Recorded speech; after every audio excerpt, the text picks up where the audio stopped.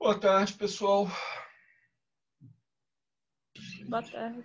Boa tarde. Boa tarde. Boa tarde. Então, ok. Vocês chegaram a dar uma olhada no problema lá que eu propus, o 917? Algum comentário, alguma dúvida, alguma reclamação? Parece que vai ser grandinho para fazer. Ué, nada vem fácil na vida, né? Todo mundo que passar com uma nota boa vai ter que fazer um pouco de esforço. Né? Gente, uma coisa que me preocupa nisso é, assim, eu tô... Não sei, é a minha avaliação, né? Quando a gente tem uma prova, assim, se eu sou estudante, né, eu tenho uma prova, aí eu faço toda aquela lista de problemas, eu estudo a matéria toda, porque tem uma prova ameaçadora pela frente. Não, ok, não é só por causa disso, né? Mas tem aquela pressão. Do jeito que a gente está fazendo, eu estou passando muita responsabilidade para vocês, né? Então, assim, o meu medo é de alguém falar assim, não, estou estudando aqui, mas estou apertado com outras coisas, eletromagnetismo está mais ou menos tranquilo, vou esperar qual que é o meu problema, eu estudo o meu problema, o resto eu vou só assistir a aula. Só assistir a aula, a gente não aprende de verdade, não. Você fica com a sensação de que aprendeu, de que sabe fazer aquilo, entendeu tudo, mas 2 dias depois, se te pedirem para fazer alguma coisa, você não vai saber fazer. Bom, isso acontece comigo, acho que imagino que muitos de vocês já tiveram essa experiência. A gente só aprende quando a gente faz mesmo, quando a gente dá aula da coisa, quando a gente faz problemas, né? Então, eu estou deixando muito da responsabilidade de aprender com vocês, tá? Meu papel aqui está de tentar ajudar. Mas vocês é que estão aí com a responsabilidade de aprender tudo. Ok, tem o problema prova, né, de cada capítulo aí, ok, esse vocês vão saber mais. Ótimo, mas não se esqueçam dos outros, tá? Assim, façam os outros problemas o maior número possível. Se conseguir fazer a lista toda recomendada, ótimo. Se conseguir fazer a mais, muito, muito ótimo, excelente, ok? Pensem a respeito. Assim, esse é um curso de formação básica, né? É importante ter pelo menos esses conceitos, ter visto eles uma vez, assim, com cuidado.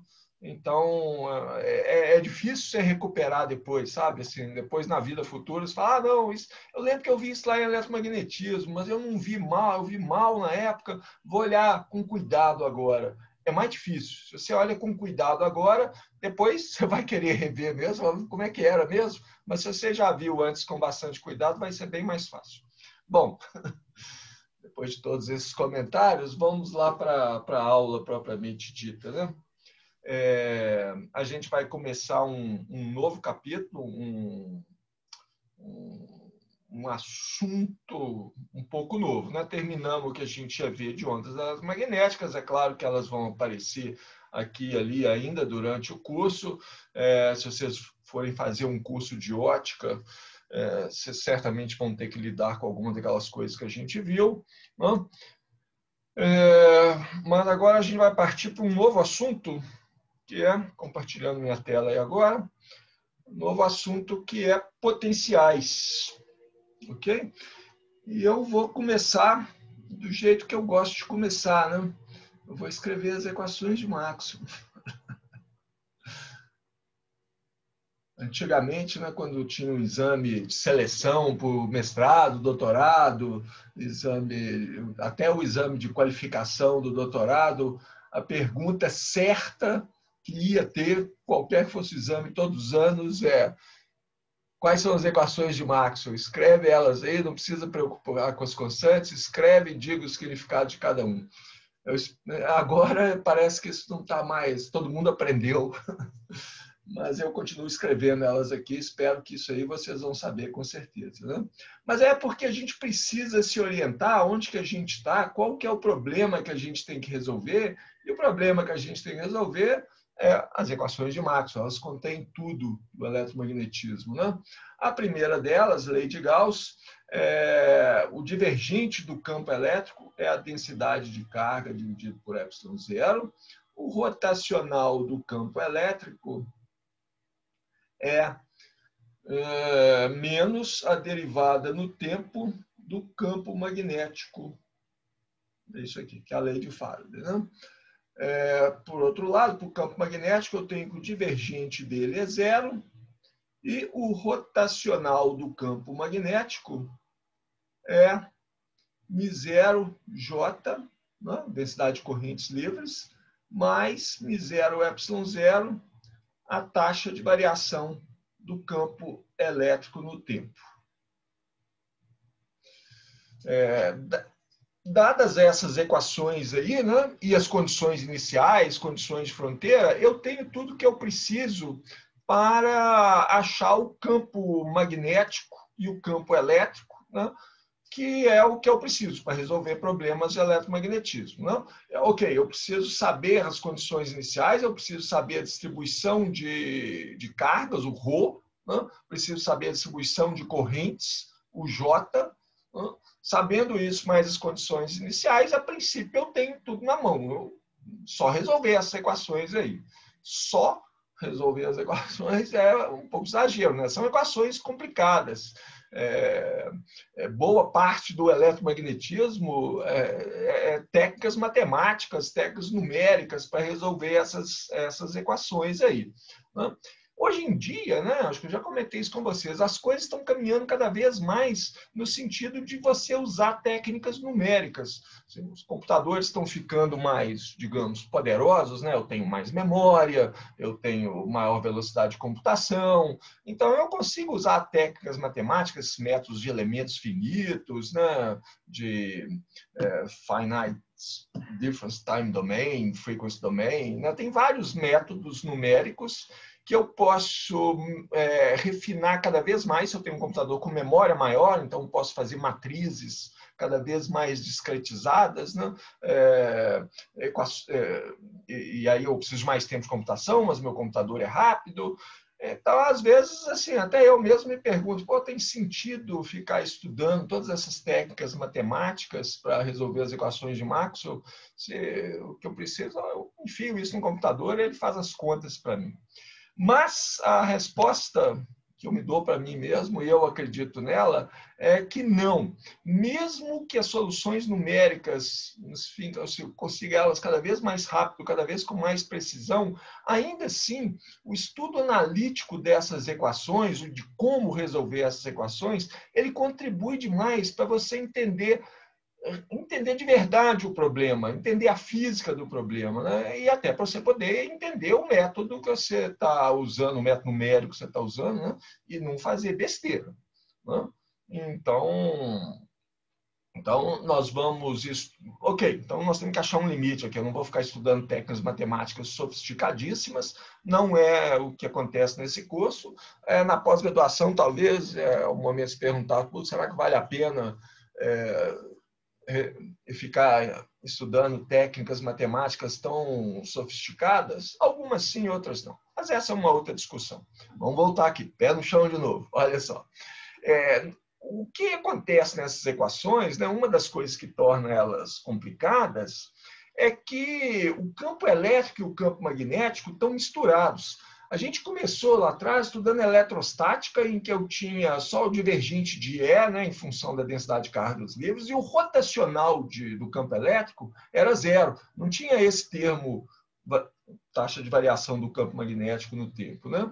E na magnetostática também, eu só tinha uma corrente que era constante no tempo, uniforme, né? μ0J. Na equação rotacional de B, eu tinha só o μ0J e não tinha esse termo com a variação do campo elétrico no tempo. A partir do momento que a gente coloca esses termos, né? Menos dB dt na equação rotacional do campo elétrico e dE dt na equação do rotacional de B, eu misturei os campos e aí o problema complica, né? Veja bem, antes, né? Antes é eletrostática, eletroestática. Vou escrever eletrostática em vez de eletrostática.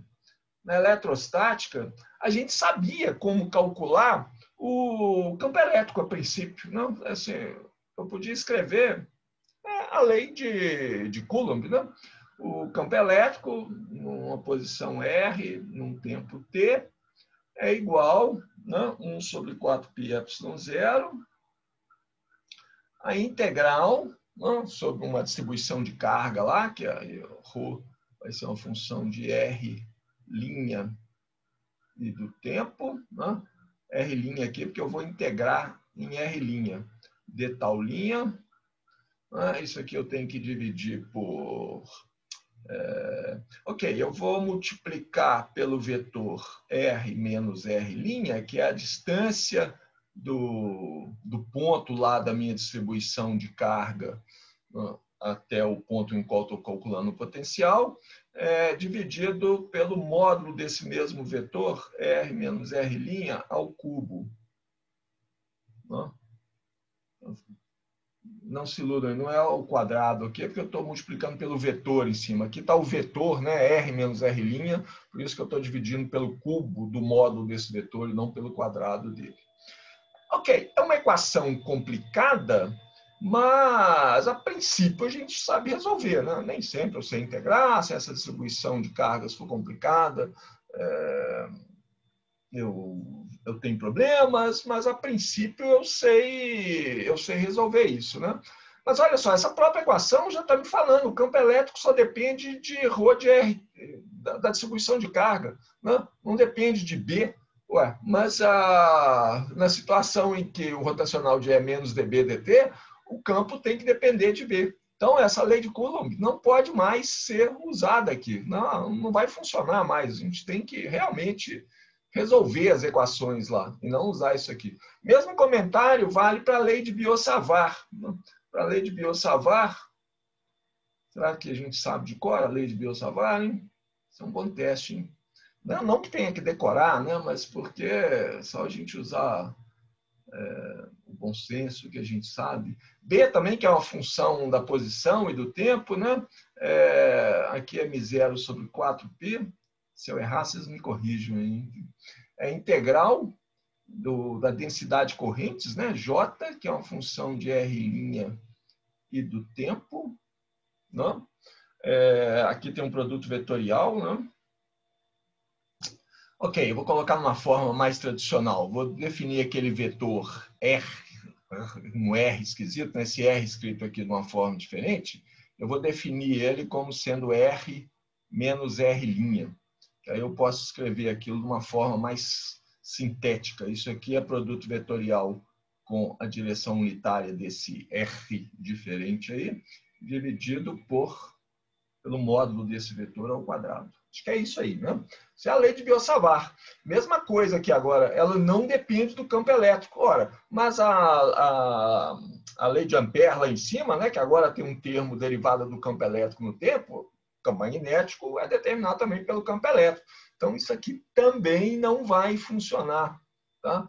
A gente tem que partir para tem que partir para resolver as equações de Maxwell no braço mesmo. Ok? Essas equações lá em cima. Acho que vou aproveitar para fazer um comentário aqui. Ó. Tem uma coisa aqui que, se a gente prestar atenção, você acha meio esquisito. Deixa eu escrever esse B aqui de novo. Isso aqui é o campo magnético B na posição R no tempo T. Tá? Ele depende, né, ele é dado, magnetostática, da densidade de corrente livre, que está lá numa certa região R', no tempo T. O campo magnético no tempo T depende de como que é a densidade de corrente no tempo T. Mesma coisa que para o campo elétrico. O campo elétrico no tempo T, né, depende da densidade de corrente no tempo T.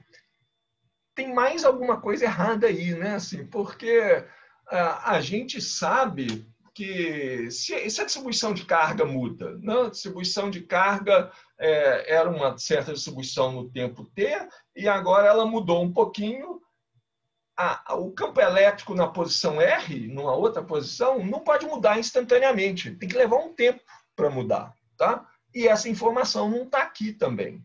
Então, nós vamos tratar esse problema também. Tá? Assim, eu mudo a minha distribuição de carga, a minha distribuição de corrente. Como que é que o campo elétrico, num outro ponto distante, muda? Não? A gente espera que vai levar um tempo, né, para ele mudar. Esse problema aparece agora, né, porque ρ, densidade de carga, e J, densidade de corrente, podem variar no tempo. Antes a gente estava considerando, né, antes lá em eletromagnetismo 1, que elas eram constantes no tempo. Muito bem, mas então vamos começar a enfrentar esse problema, né? Vamos lembrar de como que a gente fazia antes, né, para ver se tem alguma pista lá. Em eletrostática, né, de novo, agora eu vou escrever eletrostática de um jeito diferente, só de rebeldia. Eletrostática. Na eletrostática, a gente tinha que o rotacional do campo elétrico era 0. Né? E isso aqui permitia que a gente escrevesse o campo elétrico como o gradiente de uma função. Na verdade, a gente escreveu que o campo elétrico era igual a menos o gradiente de uma função que a gente chamou de V, né, o potencial, e isso levou a gente na equação de Poisson, na equação de Laplace, por causa que a distribuição de cargas era 0. Né? A gente tinha técnicas para resolver a equação de Poisson, a equação de Laplace.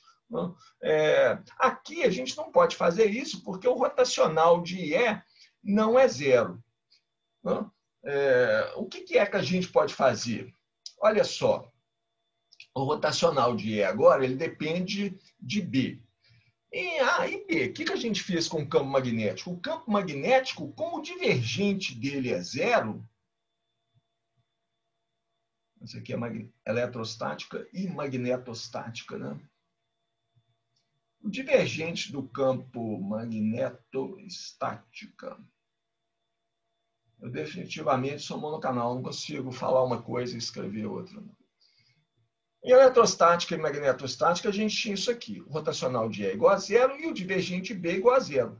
O divergente B igual a 0 permitiu que a gente escrevesse o campo magnético como o rotacional de um vetor, que a gente chamou de A, o nome dele, potencial vetor, né? A gente pode fazer isso porque o divergente de qualquer rotacional, né? O divergente de qualquer rotacional, qualquer que seja o vetor A, isso aqui dá sempre 0. Isso é uma propriedade matemática, né? Então, eu posso escrever o campo magnético em termos de um potencial vetor, o A, né? E isso também permitiu que a gente achasse outras equações que eram mais simples de resolver. Eu achar para A, né? Eu encontrava o potencial vetor A. Uma vez que eu tenho potencial vetor A, aí é fácil, é só derivar, né, que eu acho o B, que é a coisa que tem significado físico. Mesma coisa para a função V, potencial V. Né? Se eu acho ele, através da equação de Poisson, equação de Laplace, o que seja, né? Uma vez tendo ele, basta diferenciar. Diferenciar qualquer criança sabe. Né? Você deriva o V, você acha o campo elétrico, que é a coisa que você quer achar. A gente transformou o nosso problema de achar dois vetores, E e B, num problema de achar uma função escalar V, e um vetor A, e a gente conseguiu equações que eram mais fáceis para ela. Bom, e agora? Agora eu não posso mais, o rotacional de E não é mais 0, mas o divergente de B continua sendo 0, então eu continuo podendo escrever isso aqui. Ó. Já andamos um passo, olha só. Continuo podendo escrever que o campo magnético é o rotacional de um outro vetor, potencial vetor A, né? Porque o divergente de B continua sendo 0. O que a gente pode fazer com o campo elétrico? Ora, eu posso usar isso aqui, então. Eu vou fazer o seguinte, eu vou levar na equação, na lei de Faraday, lá, né, a equação para o rotacional do E. Isso aqui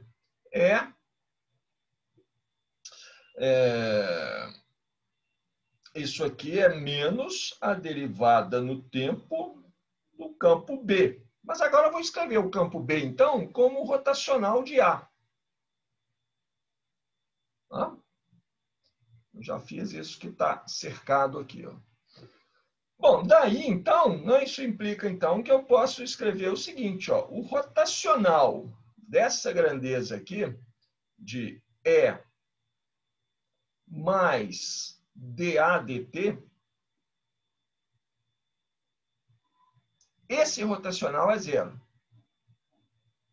Tá? O que eu fiz aqui? Eu troquei a ordem das derivadas, né, no tempo e no espaço, né? Rotacional é derivadas no espaço ddt, eu estou derivando no tempo. São variáveis independentes, posso trocar a ordem, passei a derivada lá para dentro, dA dt, rotacional de estudo, né? Levei lá para o outro lado, fiquei com isso aqui. Ó. Agora eu tenho um vetor aqui, que é o campo elétrico mais a derivada do potencial vetor dA dt no tempo, igual a zero. Então, eu posso escrever que E mais dA dt, isso aqui é o gradiente de uma função. Tá? Porque o rotacional dessa grandeza, E mais dA dt é zero, eu posso escrever isso como o gradiente de uma função. E o convencional é escrever que é menos o gradiente de uma função, que eu vou chamar de V do mesmo jeito. Tá? Ok, então agora eu tenho dois potenciais aqui. Vou reescrever eles para vocês. Ó. Eu posso escrever o campo magnético da mesma forma que anteriormente, como rotacional de A. Tá? E o meu campo elétrico agora vai ser, vamos conferir lá atrás? Não tão atrás, né? Aqui atrás. O campo elétrico vai ser menos o gradiente de um potencial V, e aí passa esse termo para lá, menos dA dt. O campo elétrico vai ser menos o gradiente de V, menos a derivada do potencial vetor no tempo, dA dt. Legal, né? Apesar dessa mistura entre campo elétrico e campo magnético, apesar do rotacional do campo elétrico não ser mais zero, eu ainda consigo escrever o campo elétrico em termos de potenciais. Só que agora, a novidade é que agora ele envolve o potencial vetor também. Não? Se eu achar o potencial V e achar o potencial vetor A, se eu tenho esses dois, então é fácil achar campo elétrico e campo magnético. Né? De novo, basta diferenciar. Ok? De passagem, nota aí, né? Se o potencial vetor A não varia no tempo, esse termo da derivada de A aqui no tempo é zero, eu recupero as equações que a gente tinha, eletrostática, magnetostática. Ok? Muito bem, então nosso problema agora é achar quem são esses potenciais vetores. Eu preciso de equações para achar eles, né, A e V.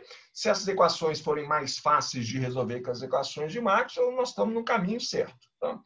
Bom, eu sei que A e V têm que ser potenciais tais que esse campo magnético e esse campo elétrico, né, encontrados a partir deles, eles têm que obedecer às equações de Maxwell. Então, por isso que eu tenho que escrever as equações de Maxwell toda vez, tá? Toda hora a gente tem que voltar lá nelas, né?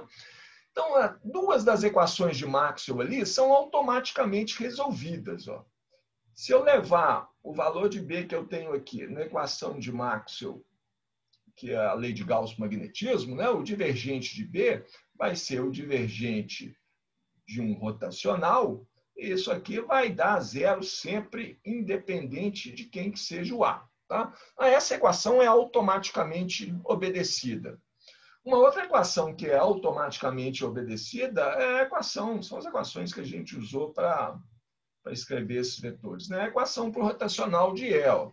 O rotacional de E vai ser, eu vou escrever E dessa forma aqui agora, né? Vai ser, vou passar o sinal menos para o lado de lá, menos o rotacional do gradiente de V, não?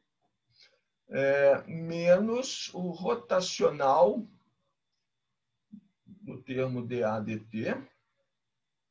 Não? Rotacional de um gradiente é sempre zero. Não? Então, isso aqui vai ser igual a menos, vou trocar a ordem das derivadas, passar a derivada no tempo lá de fora, rotacional de A, já viram, né? Porque esse termo aqui é zero, né? Esse termo aqui é zero. E o rotacional de A é o B, né? Então, isso aqui é menos dB dt. Então, essas duas equações, a lei de Gauss para o magnetismo e a lei de Faraday, elas não acrescentam nada de novo, elas são automaticamente obedecidas por essas formas do potencial aqui. E as outras duas, né? Então, vamos pegar a lei de Gauss. A lei de Gauss me diz que o divergente do campo elétrico, e o meu campo elétrico agora, é menos o gradiente de V, menos dA dt. Não? Isso aqui tem que ser igual a ρ sobre ε0. Ok? Divergente do gradiente é o laplaciano. Então, fica aqui menos del2 de V, certo? Menos del2 de V, menos... Ok, vamos devagar. Então, o divergente da derivada no tempo de A dt. Não? Isso aqui tem que ser igual a ρ sobre ε0. Eu vou trocar a ordem das derivadas de novo, né? Esse divergente de dA dt, eu vou passar o tempo para lá de fora, deixar aqui o divergente de A.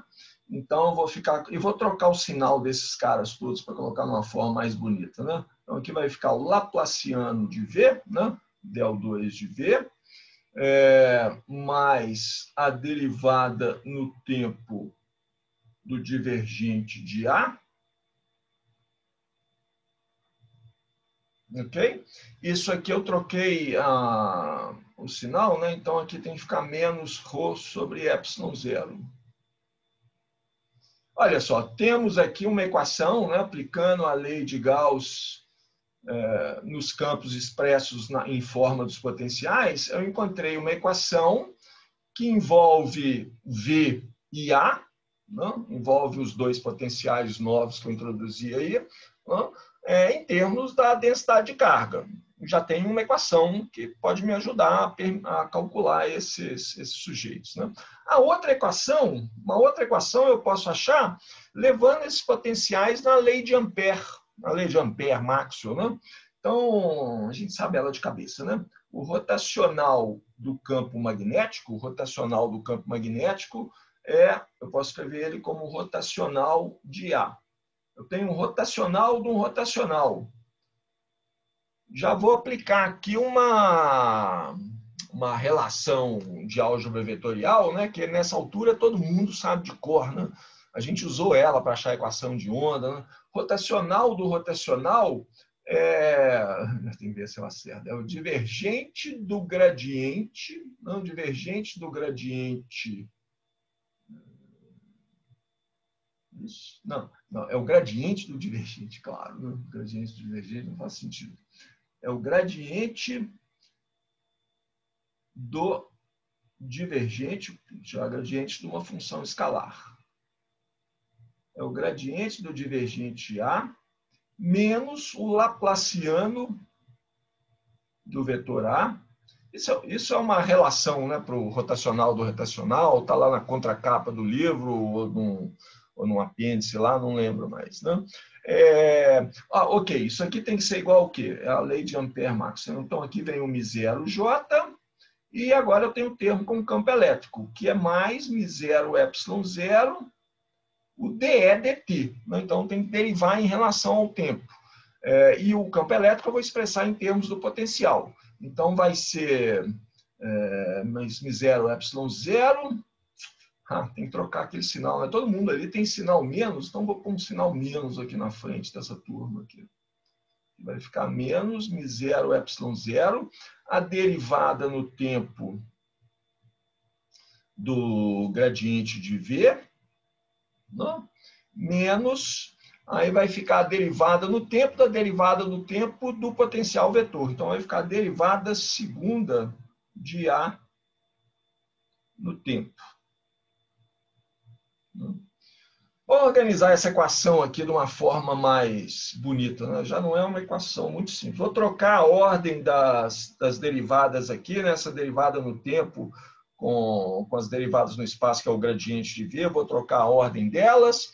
Vou escrever essa equação assim, ó. Temos do del2 de A. Qual o melhor jeito de escrever? Vou trocar uns sinais aqui. Vocês conferem para ver se eu fiz certo.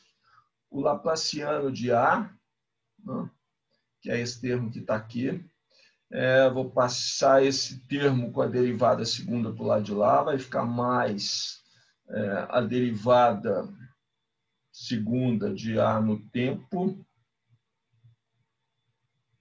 Né?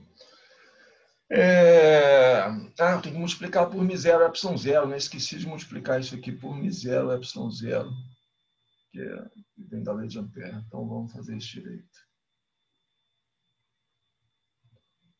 Mais μ0 ε0 d2a dt ao quadrado. Isso aqui é o vetor A. Vou colocar todo mundo do mesmo lado, né? Só deixar em função do correntiço. Vou passar esse termo agora para lá. Isso aqui vai ser mais μ0 ε0. Posso multiplicar isso todo? Não. Eu tenho menos... É menos ou mais, hein? Del2 de A, mas vai para lá, ele vai com sinal menos. Então, é menos μ0 ε0. O gradiente... Podia deixar isso tudo numa equação só. Então, vamos devagar. O gradiente da derivada de V no tempo... Não troquei a ordem disso aqui. E está faltando um termo que é o μ0j, que eu vou deixar do lado de lá. Mas eu troquei o sinal de todo mundo, então vai ficar menos μ0j. Eu quis colocar dessa forma, eu coloquei todos os termos que dependem do potencial à esquerda, né? E deixei do lado direito só a densidade corrente. Eu estou querendo escrever numa forma assim, eu quero calcular os potenciais, né? Então, do lado esquerdo dessas duas equações, essa aqui que eu estou marcando e a que eu tinha marcado antes, né? Do lado esquerdo das equações estão os potenciais, V e A. Do lado direito estão as fontes de campo elétrico e campo magnético, o ρ e o ε0. Vou copiar do livro essas equações aqui. Essas equações são importantes, né? Então, vocês vão ficar com a forma mais importante delas aqui. Ó. Vou copiar com a forma mais fácil de ver, né? Então, essa aqui é aquela primeira ali, tá? Vou colocá-las nesse canto aqui. Depois eu marco. Agora eu vou copiar essa de cá. Ctrl C e Ctrl V. Isso é uma maravilha. Eu vou deixá-las aqui um pouquinho, vou passá-las para a próxima página, né? Vou deixá-las aqui um pouquinho para vocês conferirem que essas equações são aquelas mesmas, ó. Essa equação que está aqui, eu copio e colo na outra página, né? Não, caneta vermelha aqui. Essa equação aqui em cima é essa aqui, ó. Tá? Del2 de V, né? Do jeito que eu falei, né? Do lado esquerdo tá os potenciais, V e A, do lado direito está a fonte, que é a densidade de carga ρ. Né? Só por completeza, né? Assim, para deixar claro, esse A aqui é um vetor. O resto aí não é vetor, não. Então tem uma setinha aqui em cima. Mesmo jeito, né? A aqui é um vetor. Essa equação aqui que eu estou colocando o vetor no A, na verdade, são 3 equações, né? É uma equação para cada componente do A. Então, eu posso pensar nessa equação, isso aqui é o laplaciano da componente x do A, laplaciano de AX, menos μ0 ε0, derivada segunda de AX no tempo, né? Menos a componente x desse gradiente, quer dizer, a derivada em relação a x dessa função que está aqui dentro, né? Isso aqui tem que ser igual a menos μ0 a componente x de j. E eu tenho coisas análogas para as componentes y e z, né? Então, eu tenho 4 equações aqui. Né? 4 equações que, a princípio, me permitem calcular essa equação aqui, ó, é essa mesma que está aqui embaixo. Ok, vou copiar as equações para a próxima página, que isso aqui está ficando muito embolado. Né? Copia, copia. Podia copiar aqueles vetorzinhos que eu escrevi já, né? Vamos ver se eu consigo fazer isso. Esse copia e cola aqui é uma maravilha. Ctrl C.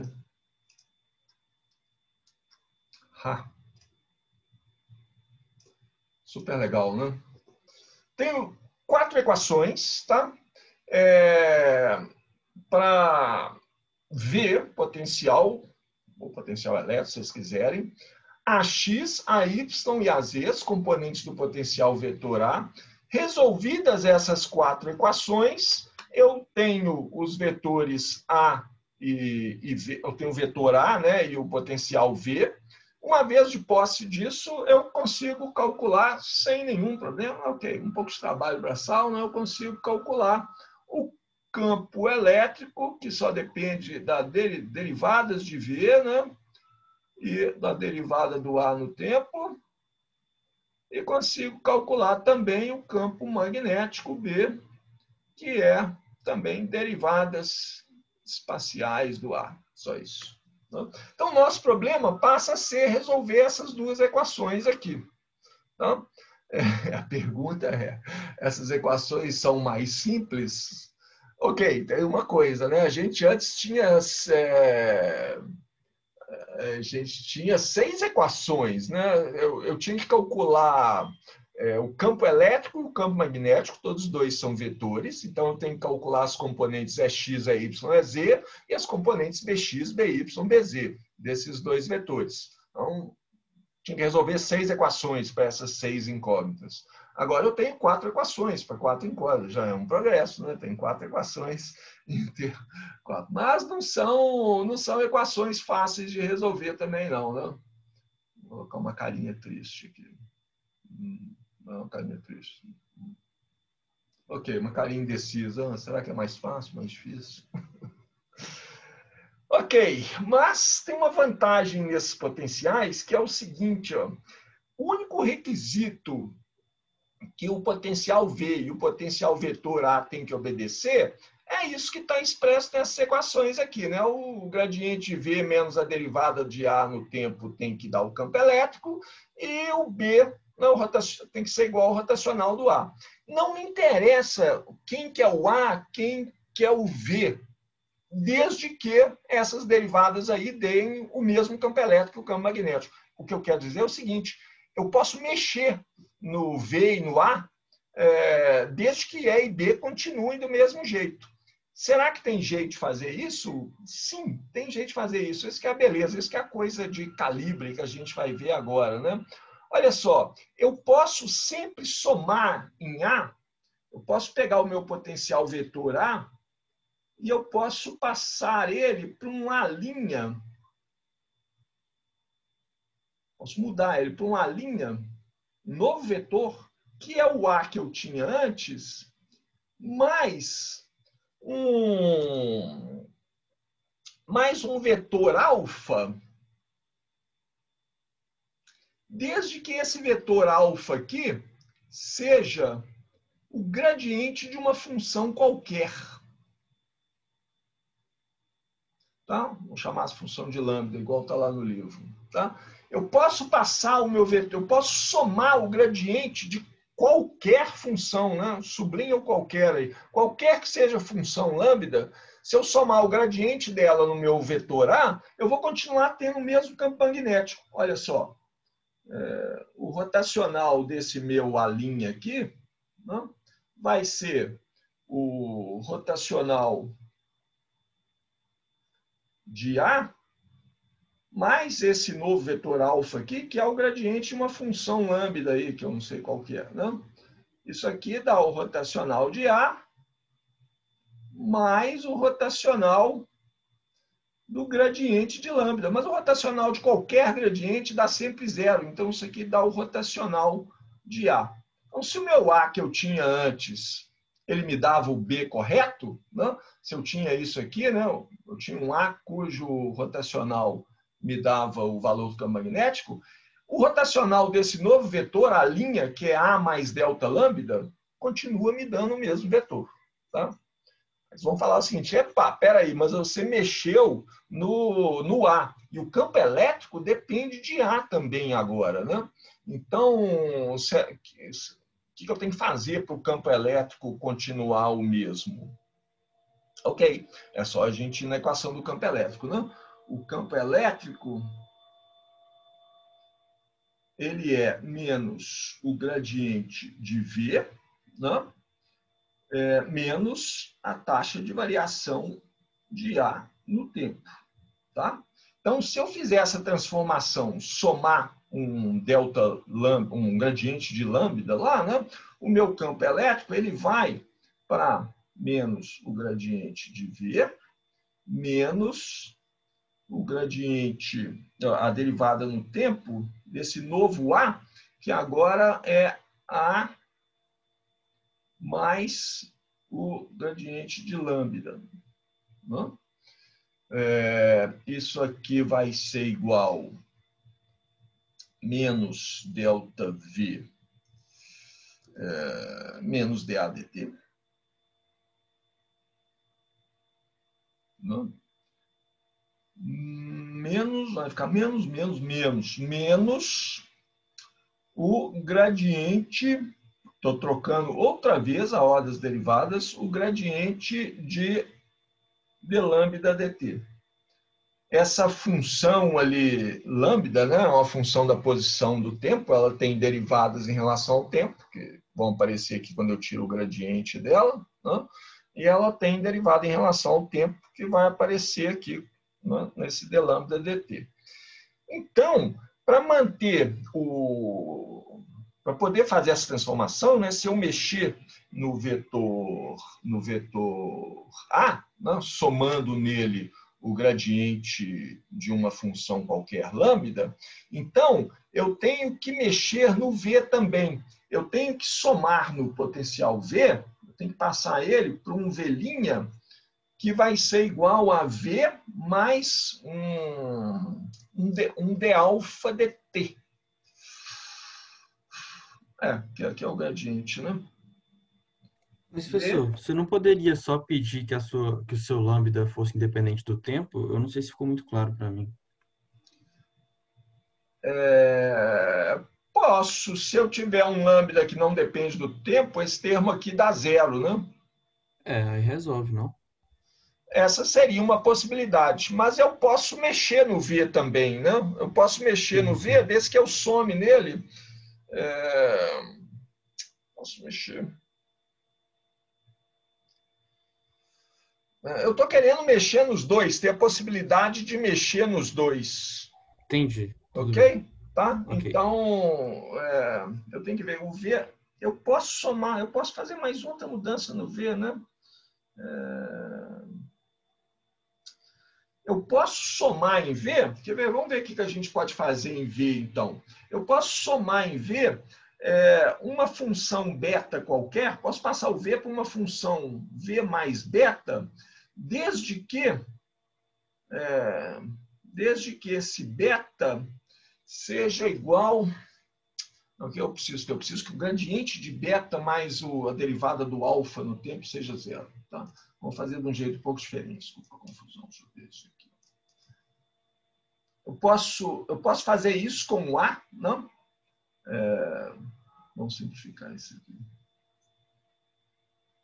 Eu posso passar A para A mais delta gradiente de uma função lambda. E eu posso mexer no V, passar ele para um V' que é V mais beta, desde que o gradiente dessa função, essa outra função beta, mais a derivada no tempo do gradiente de lambda, desde que isso aqui seja zero.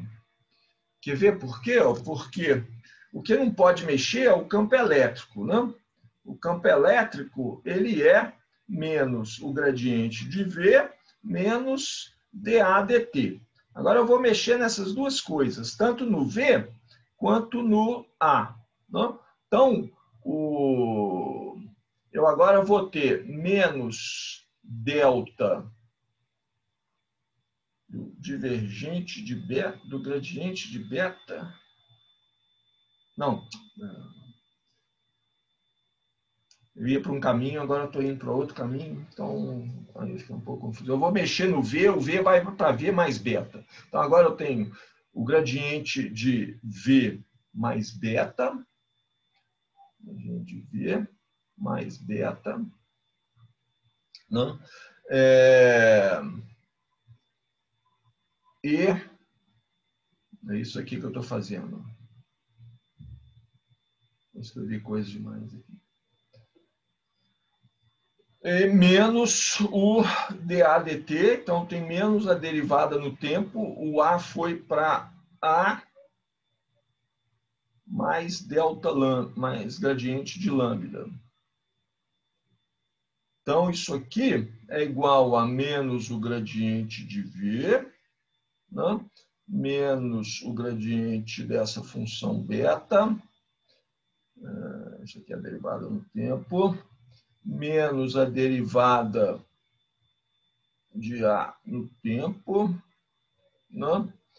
Menos a derivada no tempo de gradiente de lambda.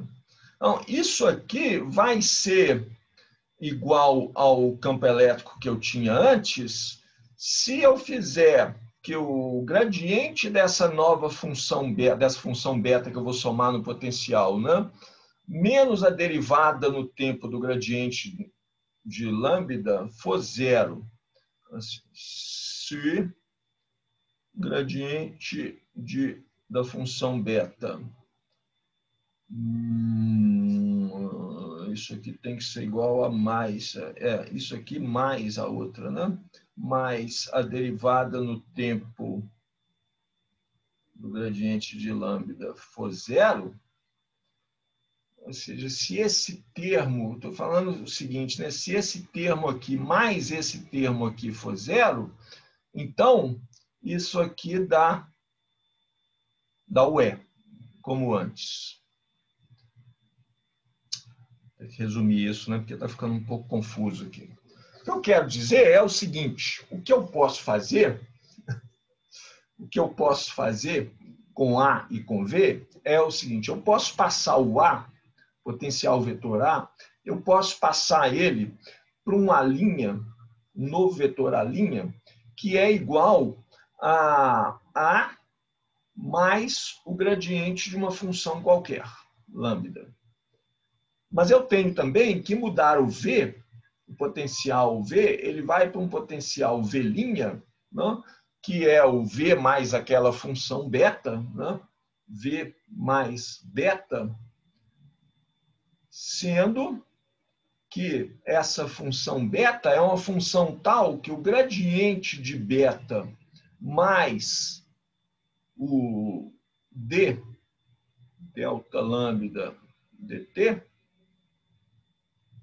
isso aqui tem que dar zero. Tá? Posso fazer essa transformação aqui.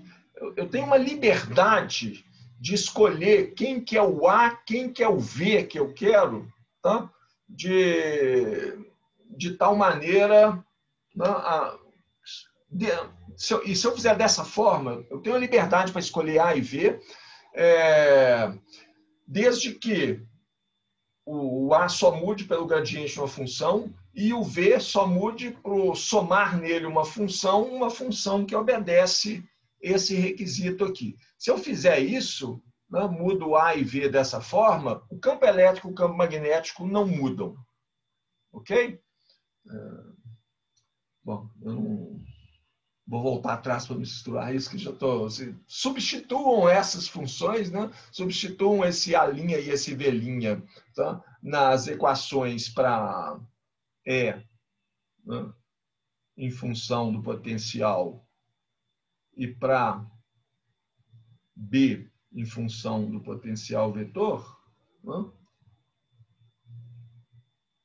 E aí é fácil de mostrar, é só fazer essa conta aqui e ver que menos o gradiente desse V', né, menos a derivada no tempo desse A', dá o mesmo campo elétrico de antes, e o rotacional do A' dá o mesmo rotacional de A, que é o mesmo campo magnético. É isso que eu quero dizer.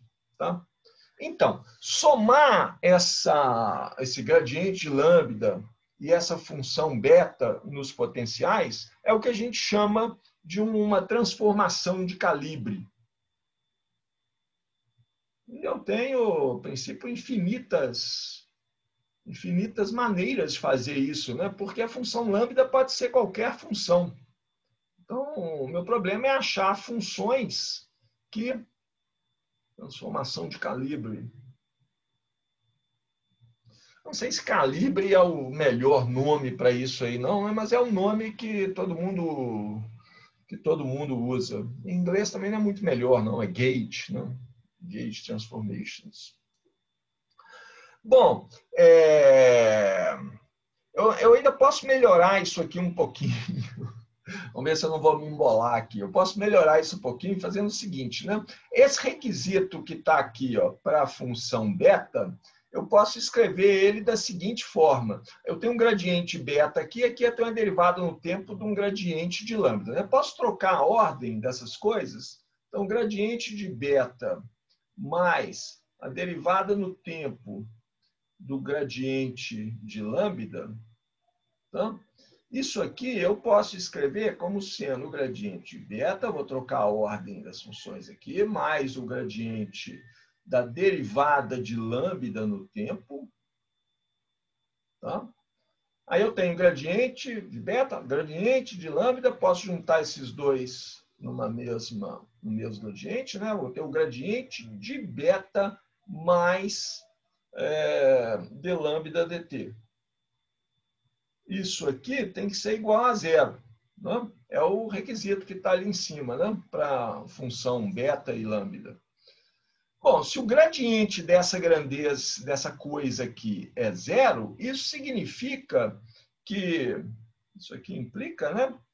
Que beta mais d lambda dt é uma função que só depende do tempo, ela não depende do espaço. O gradiente dela é zero, ela não varia no espaço.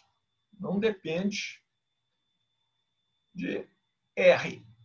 Ela não depende das coordenadas espaciais. Né? Ela não muda no espaço, o gradiente dela é zero. Então, eu posso... Quer dizer, né? Então, vou tentar fazer isso agora. Então, eu posso escrever o seguinte, beta mais d lambda dt é uma função f, que é a função só do tempo. Tá? É uma função que não depende do espaço. Então, o beta vai ser uma função que é só função do tempo, mais esse termo d lambda dt. Ok? Menos, né? Menos o termo d lambda dt.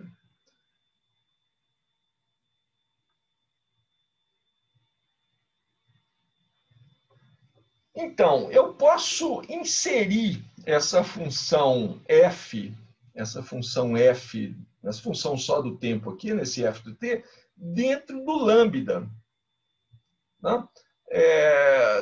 Da seguinte forma, lembra, o lambda pode ser qualquer função. Não? Onde que eu uso o lambda? Eu somo o gradiente dele, né, no potencial vetor. Qualquer função mesmo. Só preciso que ela tenha um gradiente. Né? Então, eu posso incluir essa função f de t dentro do meu lambda. Ou seja, eu posso fazer o seguinte, eu posso fazer o meu lambda, outra transformação, daqui a pouco eu vou simplificar isso. Eu posso fazer o meu lambda ser um lambda linha que vai ser o lambda que eu tinha antes, mais a integral de 0 até t dessa função f de t, f de t', né, que é a variável de integração, dt'. Tá certo isso? Tá, né? Porque se eu fizer aqui a derivada dessa função lambda linha, né, derivada de lambda linha no tempo, isso aqui vai ser a derivada de lambda no tempo, né? mais a função f de t, né? Derivada da integral da própria função, né? Que é o que eu tenho ali, né? A menos de um sinal, posso colocar um menos aqui, ou mais ali.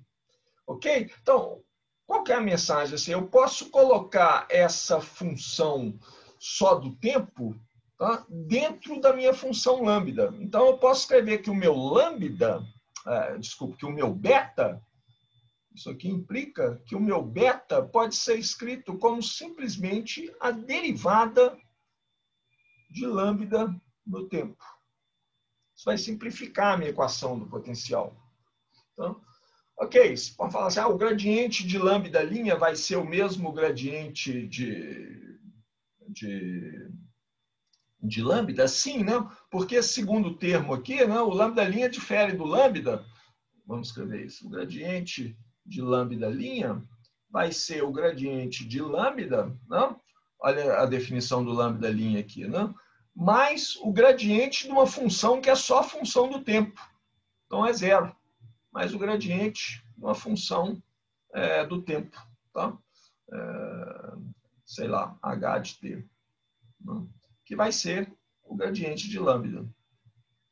Então vai ser a mesma função lá. Ou seja, isso simplifica a minha transformação de calibre. O que eu posso escrever a minha transformação de calibre da seguinte forma. Forma mais simplificada aqui.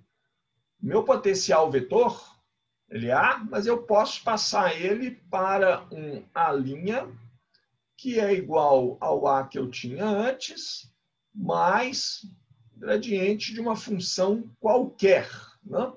E, ao mesmo tempo, eu tenho que passar o meu potencial V para um potencial V', que é o potencial V que eu tinha antes, mais a derivada daquela mesma função lambda lá no tempo.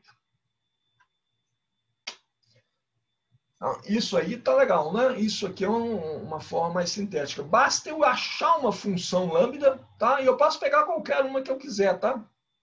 Posso pegar qualquer função lambda, tiro o gradiente dela, somo no potencial vetor, meu campo magnético continua do mesmo jeito. Somo no potencial elétrico a derivada dessa função lambda no tempo, eu tenho o mesmo V, tá? Se o lambda não depender do tempo, né, como foi sugerido, ok, assim, então o V não vai mudar. Mas às vezes é conveniente você mudar o V também, né? Então você coloca uma dependência do tempo na sua função que você quer. Ok, de novo, essas equações são importantes, então vou colocar elas numa forma que é uma letra mais bonitinha. Eu vou copiar do livro aqui. São as mesmas equações, tá? Essas equações aqui, né?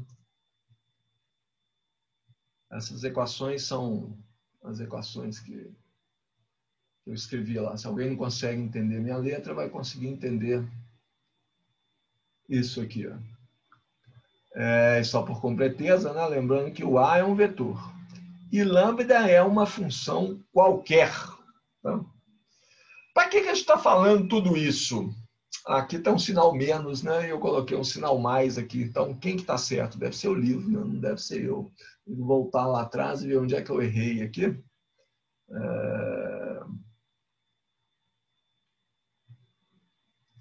Ok, errei em algum lugar aqui que eu não vou achar o que é. Depois vocês me mostram. Então, esse sinal aqui é menos. Ó. Eu tenho que subtrair o menos. Isso é importante, né? Se eu somar... Então, isso aqui que é a minha transformação de calibre, então. Para que serve isso? Porque a gente pode usar isso para simplificar aquelas equações que a gente tinha encontrado para os potenciais, né? Eram equações complicadas, né? Será que a gente consegue, então, encontrar uma função lambda que aquelas equações fiquem mais simples? Para ver isso, né, a gente tem que voltar lá atrás nas equações. Quantos calibres que eu posso ter? Infinitos calibres. Né? Assim, qualquer função lambda serve. Mas, então, para cada problema tem o seu calibre bom. Tá? Tem dois calibres mais conhecidos, que é os dois que a gente vai ver. É o calibre de Coulomb e o calibre de Lorentz. Então, nós vamos ver só esses aqui. Tá? Se vocês quiserem fazer uma tentativa de ficar famosos, vocês podem achar uma função lambda aí qualquer, né? Pega o gradiente dela, pega uma função que vocês acham bonito, pega o gradiente dela, derivada no tempo dela, soma lá nos potenciais, né? Chama calibre, meu calibre, põe o seu nome nele. Se ele servir para alguma coisa, se ajudar a resolver algum problema em eletromagnetismo, pronto, né? Vocês ficam famosos aqui. Lembra assim, o que era? Vamos voltar lá atrás, são as equações aqui marcadas. Essas aqui são as equações marcadas em vermelho, deixa eu copiar elas e levar lá para frente. Essas equações é que a gente está querendo resolver agora. O que a gente está querendo resolver essas equações? As equações que a gente quer resolver mesmo são as equações de... Vou colar aqui. São as equações de Maxwell. As equações de Maxwell estavam muito complicadas, a gente falou, bom, mas eu posso escrever o campo elétrico e o campo magnético, que entram lá nas equações de Maxwell, em termos de potenciais. O campo elétrico é menos o gradiente de um potencial V, de uma função V, né? Menos a derivada no tempo do potencial vetor A, e o campo magnético é o rotacional de A. Se eu conseguir encontrar esses potenciais A e V, então é fácil achar o campo elétrico e o campo magnético, é só derivar. Mas quais são as equações que determinam V e A? Aí eu levei essas definições, né, essas formas de escrever campo elétrico e campo magnético lá nas equações de Maxwell, e nós chegamos nessas duas equações aqui, nessas 4 equações aqui, né? Lembrando que o A é um vetor. Se eu resolver essas equações, né, que estão acopladas, eu tenho V e A na de cima, tenho A e V na de baixo, né?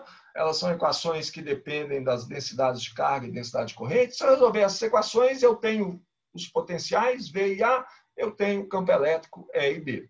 O problema é que são equações complicadas. E aí a sugestão foi, mas eu tenho liberdade, tenho uma certa liberdade de escolher um A conveniente, um V conveniente, que é isso que está expresso aqui. Né? Eu posso somar um gradiente de uma função qualquer no lambda, no A, posso subtrair a derivada dessa função qualquer, né, no V, e eu vou ter o mesmo resultado, o mesmo campo elétrico, campo magnético.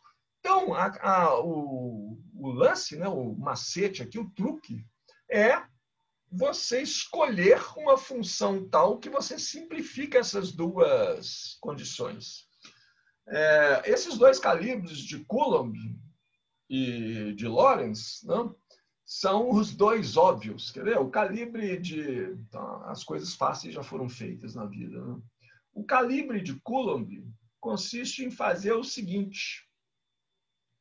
Eu vou escolher uma função lambda tal que o divergente do vetor A seja zero. Falou, opa, peraí, que função A, que função lambda que é essa, que vai me dar o divergente de A ser igual a zero? É muito fácil, né? Esse aqui é o calibre de Coulomb, tá? Por que eu falei que esse é mais ou menos óbvio? Porque eu faço divergente de A igual a zero. Se divergente de A for igual a zero, esse termo aqui vai sumir, né, na equação, na primeira equação, some um termo. Na segunda equação, assim, vai sumir um termo também, mas não está muito claro que vai melhorar a vida, não. Né? Na de cima vai, a gente vai ver isso daqui a pouco. Mas primeiro vamos preocupar com esse problema. Eu consigo achar uma função lambda de tal maneira que o divergente de A seja zero? Ora, que função lambda que é essa?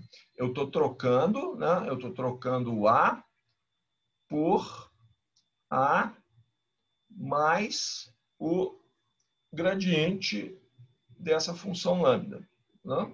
Então, se eu quero que o divergente desse novo A, que é A mais gradiente de lambda, seja igual a zero, o requisito sobre essa função,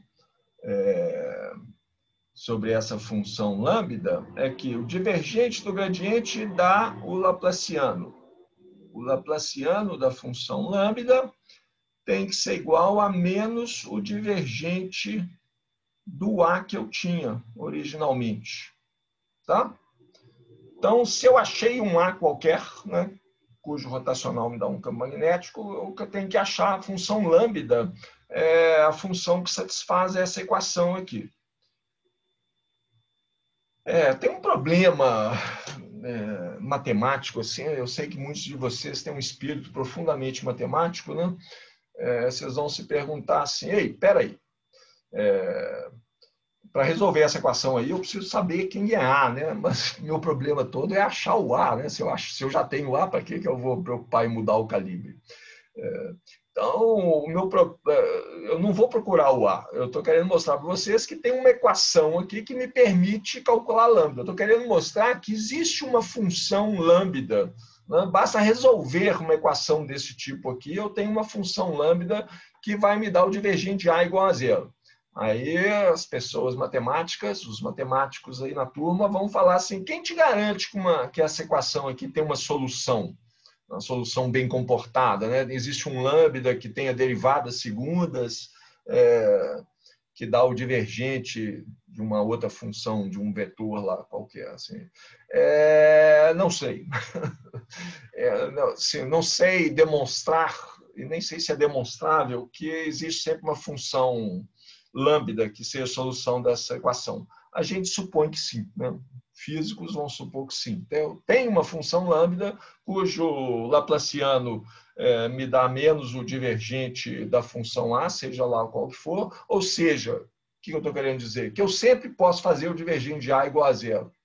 Aí você me pergunta, mas como? Eu falo, porque esse divergente de A eu fiz ele ser o gradiente de uma função lambda aí. Quem que é essa função lambda? Sei lá, cara, na hora que eu achar o A eu te falo.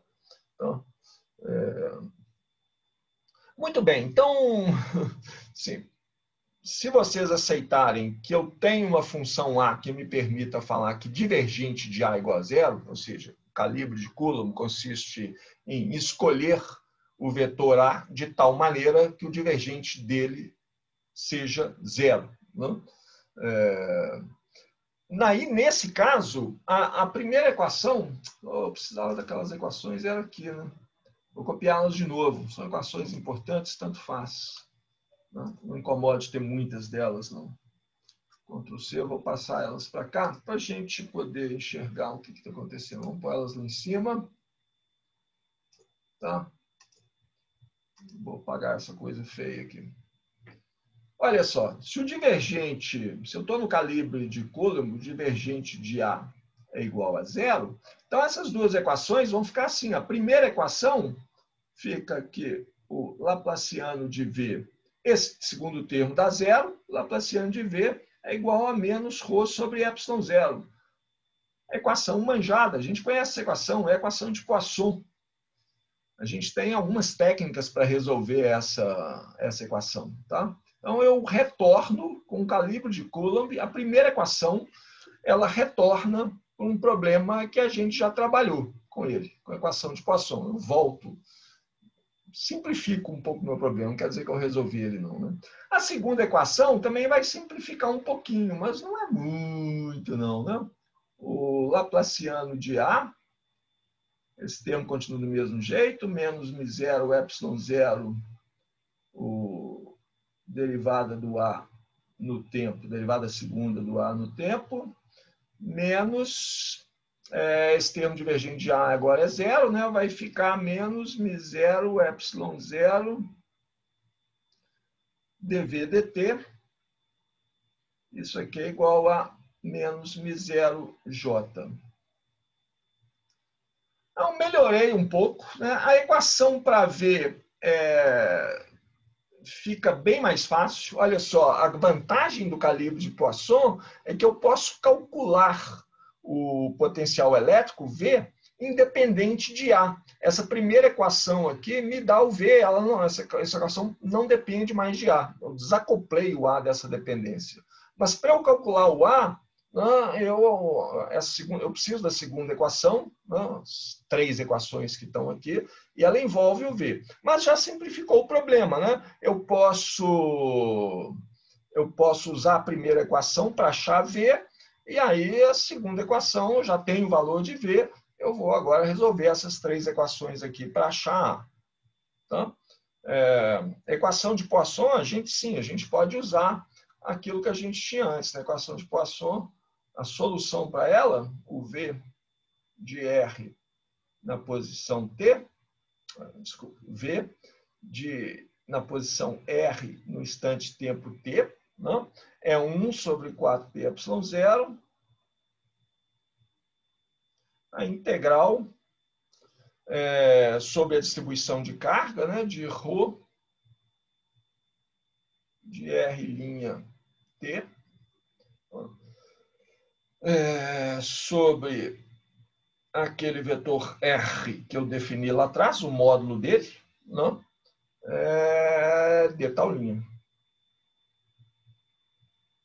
É uma integral. Isso aqui assume que V tende para zero. V é zero, né, quando eu vou para infinito. V vai para zero. Opa, não posso deixar assim mesmo. V vai para zero quando R vai para infinito. Não? Mas, a princípio, eu sei. Isso aqui é a solução daquela equação lá, né? Solução da equação de Poisson. A princípio, eu sei resolver isso aqui. Basta integrar. Nem sempre a gente sabe integrar, mas e não é uma integral que envolve um vetor, né? É uma integral de um escalar. Ρ é uma função escalar, R é uma função. Vamos lembrar aqui que é aquele R esquisito ali, né? O vetor R, cujo módulo aparece naquela equação lá, é R menos R'. Eu tenho aquele mesmo problema que a gente tinha antes, né, que eu chamei a atenção antes. Assim, o potencial na posição R, no instante tempo T, ele está dependendo da distribuição de carga na posição R', tudo bem, no mesmo instante tempo T. E isso é um pouco estranho, né? Se a distribuição de carga, se eu deixo a distribuição de carga variar no tempo, essa equação está me falando que o potencial elétrico vai ser afetado instantaneamente. Tá? E isso aqui é assim mesmo, tá? É o que essa matemática aqui não estou escondendo nada dela, não. Ela está me falando que eu tenho V aqui, não? O V no instante tempo T, ele depende instantaneamente da distribuição de carga no tempo T. Não tem como fugir dessa coisa estranha. A única coisa que eu posso falar para melhorar isso é falar o seguinte: olha, V é um artifício matemático, é uma construção matemática que a gente usa para poder calcular a coisa que tem realidade física, que é o campo elétrico. Eu não consigo medir V. Você não mede esse potencial aqui. Você pode medir energia, que é outra coisa, mas você mede mesmo o campo elétrico, né? E o campo elétrico, ele não depende só de V. O campo elétrico depende do V, né? Mas ele depende também do potencial vetor, da derivada do potencial vetor no tempo. Se a distribuição de carga está mudando no tempo, o potencial vetor tem uma dependência no tempo. E isso aqui vai afetar o campo elétrico. Então, essa informação de que o campo elétrico no ponto R não muda instantaneamente, quando a distribuição de carga muda, ela não está contida no potencial elétrico V. Ela está contida aqui no potencial vetor A. É estranho, mas é o jeito que é. Esse atraso, né, na comunicação lá no ponto R, o ponto R fica sabendo que a distribuição de carga lá no ponto R' mudou um tempo depois. Se eu estiver no vácuo, né, se entre a distribuição de carga e o ponto R eu tenho vácuo, essa informação chega com a velocidade c, né, 1 sobre a raiz de 0 é ε0, mas é um tempo finito. Mas essa informação esse atraso na comunicação está contida no potencial vetor A. Tá? Então, no calibre de Coulomb, uma equação das 4 que a gente tinha fica mais simples, a outra melhora um pouco, porque eu posso usar a primeira para calcular o potencial elétrico e aí eu posso resolver a segunda, né? Mas continua uma equação complicada. Então, o que a gente pode fazer? Vamos olhar para o outro calibre agora, que é o calibre de Lorentz. Vou copiar essas equações. A gente vai acabar decorando essas equações para os potenciais aqui. Ou não, né? Porque eu estou só copiando e colando elas, não estou escrevendo. Gente, não vou saber. Vou escrever elas aqui de novo, que eu estou voltando ao problema. Né? Eu quero resolver essas equações, eu quero achar um calibre, ou seja, uma determinada forma de potencial vetor e potencial elétrico V, né, que facilite a solução dessas equações. Então, o outro calibre que é muito usado, e na verdade é o que a gente vai usar no resto do curso, é o calibre de Lorentz. Esse Lorentz aqui não é o Lorentz. Na verdade, fala-se do mesmo jeito, né? Lorentz, o Z tem som em alemão, em holandês, tem som de TZ, né? Mas esse Lorentz aqui, ele é dinamarquês, se não me engano. E o Lorentz com Z é um outro cara que é holandês. Bom, mas tanto faz, é só um nome, né? O calibre de Lorentz, a ideia é simplificar isso aqui também, né? Então, qual que é a ideia? O calibre de Lorentz consiste em fazer o seguinte, ó, o divergente de A ser igual a menos μ0 ε0 dV dt. Se vocês olharem para as equações ali em cima, vocês já viram qual que é a ideia. Esse é o calibre de Lorentz.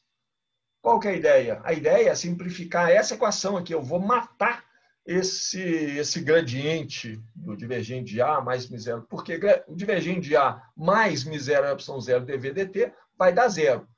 Eu consigo sempre achar um vetor A e um V, né, que obedeçam isso aí, cujo divergente de A depende, seja μ0, ε0, derivado. Sim, você tem que resolver uma equação, basta você colocar lá, mas como você pode escolher uma função lambda qualquer para mudar o A e o V, você tem que achar uma equação diferencial que te permita achar qual que é essa função lambda. Mas a gente não precisa disso. Eu não preciso saber qual que é a função lambda que me deu o divergente de A igual a menos μ0 ε0 dV dt. Não me interessa que função é essa. Tá? Me interessa que o divergente de A seja menos μ0 ε0 dV dt. E como eu posso escolher qualquer função lambda para mudar o A e o V, então dá para fazer isso. Tá? Provar que sempre é possível fazer isso é um problema para os matemáticos. Nós estamos preocupados com a física da história aqui. Então, se o divergente é esse aqui, ó, bom, o que vai acontecer? A segunda equação vai ficar mais simples, e a primeira vai complicar um pouquinho, né? Qual vai ser a forma dessas equações? Então, agora, vai ser o seguinte, ó. Copio e colo? Copio e colo? Não, né? Vamos ver. Essa equação ali de cima, vou escrever aqui, né? Vai ficar assim, o Laplaciano de V, né? Mais a derivada no tempo, agora é a derivada disso aqui, né? É a derivada no tempo de μ0 ε0 derivada no tempo do dV dt, tá? Esse termo que está aqui, né? Esse termo que está aqui em cima, ó, ele vai ser então o quê? Eu vou colocar ele nessa forma. E tem um menos aqui, então vai ficar mais, vai trocar de sinal. Vai ter um μ0 ε0, né? E a derivada segunda de V no tempo. Ok?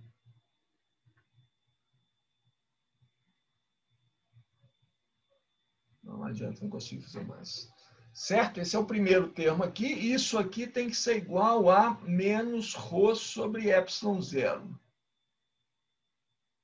A segunda equação, o que vai acontecer é sumir esse termo aqui, né? Então, olha só, vai ficar o laplaciano de A menos μ0 ε0 d2A dt ao quadrado. Será que aqui não é sinal? Aqui não é menos, não? Esse sinal aqui no μ0 ε0, mas que aqui é mais... Ah, é menos, não? Que aqui é mais a derivada no tempo do divergente de A. E o divergente de A é menos μ0 ε0 dv dt. Então, esse sinal aqui é menos. Já vou contar para vocês por que eu percebi que tinha algo errado. Porque o sinal menos aparece aqui embaixo. Isso aqui, né, todo esse termo aqui vai para zero. Então, isso aqui tem que ser igual a menos μ0j. Aquelas duas equações marcadas em vermelho ali, no calibre de Lorentz, elas ficam assim, ó. E agora dá para ver a beleza do calibre de Lorentz. Olha que legal. Eu desacoplei V de A. No calibre de Lorentz, eu tenho uma equação para V e outras, ok, são 3 equações, né, mas eu tenho 3 equações para o potencial vetor. Eu tenho uma equação para V, eu vou falar uma equação, ok? Uma equação potencial A. Posso resolver elas independentemente. Eu acho V com a equação de cima, acho A com a equação de baixo. Não? E são equações formalmente iguais, né? Assim, são 4 equações, né? A equação de baixo são 3 equações, uma para cada componente do vetor A. Mas formalmente essas 4 equações são iguais. Eu tenho as derivadas segundas espaciais da função, menos μ0 ε0 vezes a derivada segunda da mesma função no tempo, né? É igual a uma outra função, mesmo uma constante. Se eu tiver uma técnica matemática para resolver uma equação desse tipo, é a mesma técnica para as 4 equações. Na verdade, se vocês estão com a equação de onda na cabeça, né? Isso aqui é quase equação de onda, né? É uma equação de onda inhomogênea. Essas 4 equações são equações de onda, só que na equação de onda eu tinha que o laplaciano da função, né, menos μ0 ε0, a onda eletromagnética, né, da derivada segunda da função, dava zero. Né? Essas aqui são inhomogêneas. O inhomogêneo é uma palavra difícil de escrever, né? Deve ser assim, inhomogêneas. Com acento aqui, provavelmente. Né? São equações de onda inhomogêneas. A equação de onda, parênteses, né? A equação de onda era o seguinte, né? Por exemplo, o laplaciano do campo elétrico menos μ0 ε0, derivada segunda do campo elétrico no tempo, né? Isso aqui era igual a zero. Né?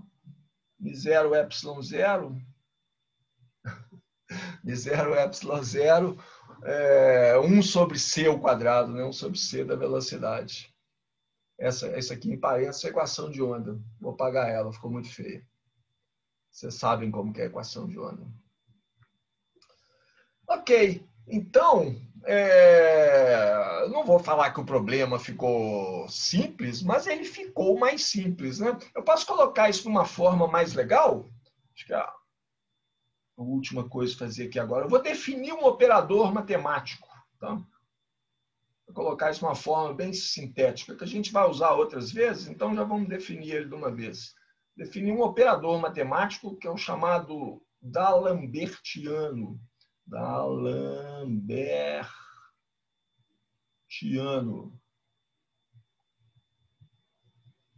D'Alembertiano é indicado por um quadrado elevado ao quadrado, quadrado ao quadrado, né? Por definição, ela é aquela coisa ali, é o laplaciano, né? Menos μ0 ε0, derivada segunda no tempo. Isso é um operador matemático, eu tenho depende de derivadas, né?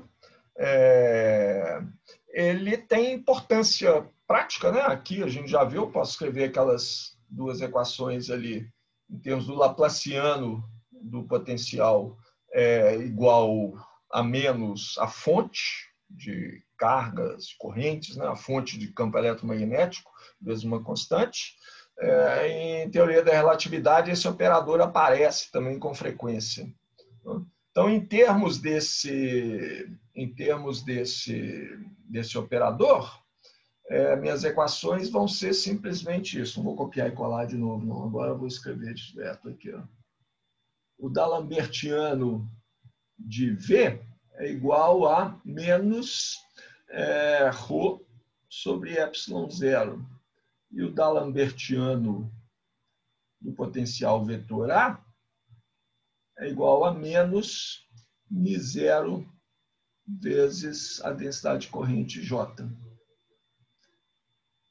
Parece fácil quando a gente escreve assim, né? Fica uma equação bem fácil. Ok, gente, nossos problemas futuros vão ser resolver essas equações aí no futuro próximo.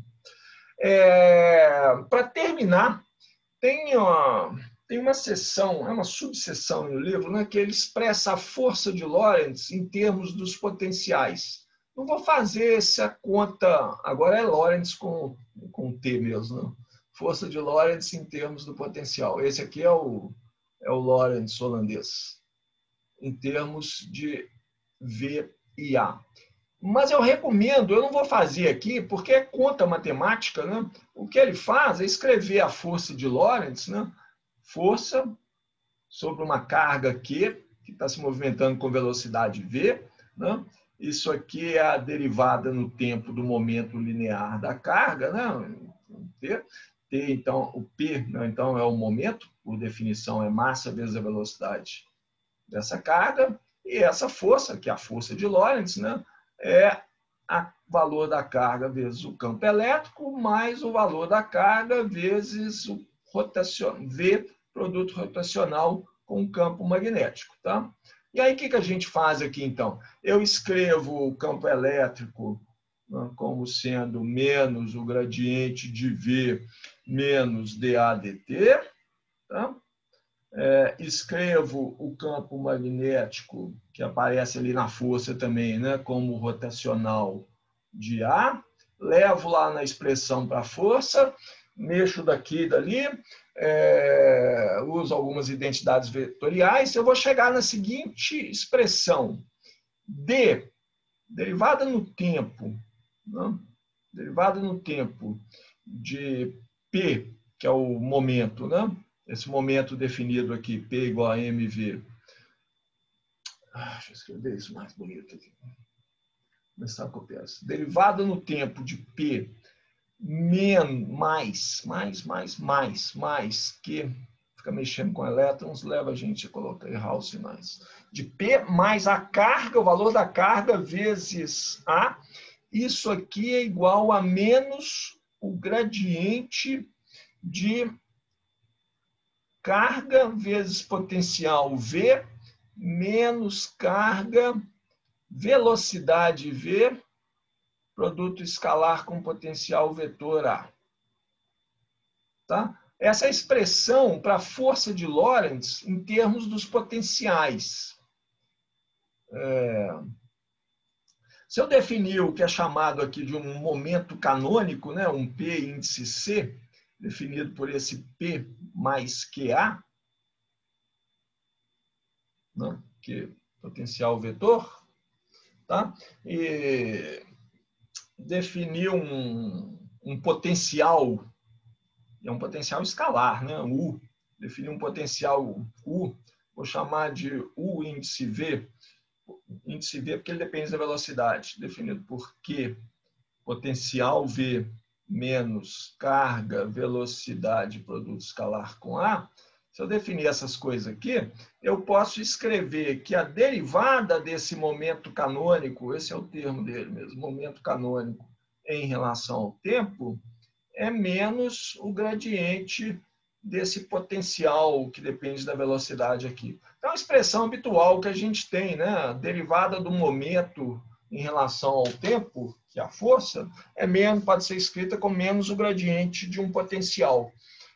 Então, eu recupero essa relação usual,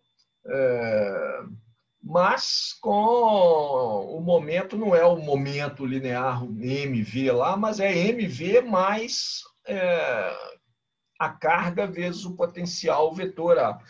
E o potencial escalar U, né, cujas derivadas vão me dar essa força, ele é o que está definido aí.